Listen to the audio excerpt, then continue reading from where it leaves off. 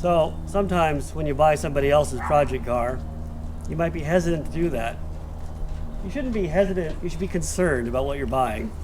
On one hand, when it's already all apart, it's a lot easier to take apart. And so we're gonna pull this fender off real quick because there's some rust that has to be dealt with. And it's easier to do it off the car than on the car. You can see that nastiness. I'm making Lana do the work. I've actually already done the other side. Showcase I'm not a body guy, so this is like not highly skilled. Another airplane coming by, Lana.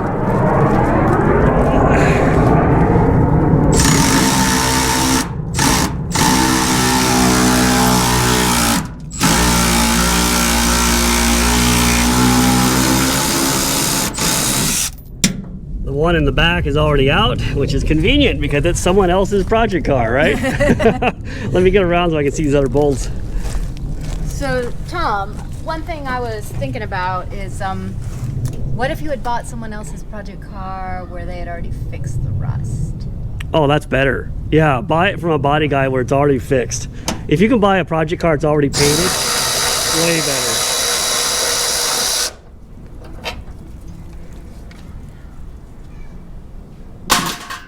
GM, did you make it in the pan? Yeah, I did. Wow.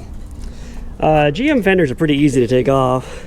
I think there's, what, 4 in the back here? Is that the same on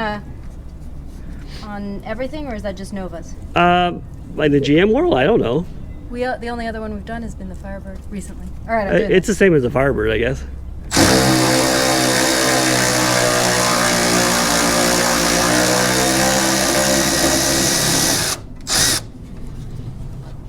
It sure beats a hand ratchet. I've been slow to come around to modern mechanic tools, but I gotta say the cordless ratchet is pretty sweet. That's true, although now everybody has to listen to it. If it was hand ratchet, they would just be listening to me swearing. These guys are different size. They're now 1/2 inch. Yep. I'm giving everyone like the bird in the sky view.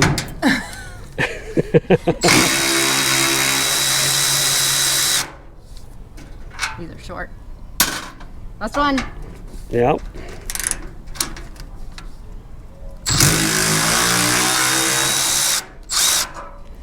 One cool thing you guys might be able to see is that red paint is the original Nova paint. This car was cranberry red, which it may never be again. Oh, your fender's falling off, Tom. It's loose now, yeah.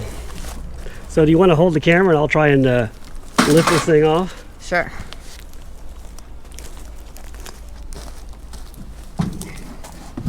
We're doing camera swaps instead of edits because someone's gotten a little lazy on his editing.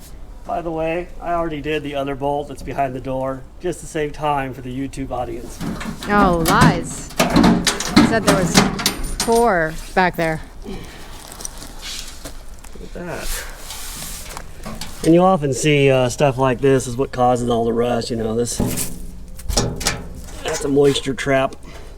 Anyway, we need to get all these little bolts off. And it's got Bondo worms because this car used to have really cool looking side molding. No side molding. That I want to put back on, but Ilana doesn't think we should have. All right, you guys can vote. I know everybody always agrees with Tom, but side molding, no. No. Hey, look at this. Here's part of the freaking door hinge broken. Which, by the way, these apparently are welded in place. Which must be a GM thing, I don't know. But I don't know how to fix that. Anybody knows, let me know. Oh, great. What'd you do, Ilana? Why is there a 12-point fastener there? So, as we were saying when we started this, don't be afraid of someone else's project. What could possibly go wrong? So this is the fender that I already had off and did the rust repair on. It had the same kind of rust the other side has right here.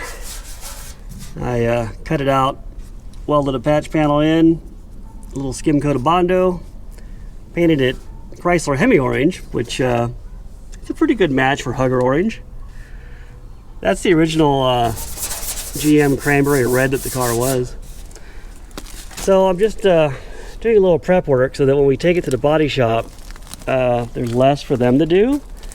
And a little tiny rust repair on the bottom of the fender is pretty easy to do. It's just time. I spent half a day on it. I'm not a body guy by any means, but it looks pretty good, and because it's so low down, it doesn't have to be perfect, but it's good enough.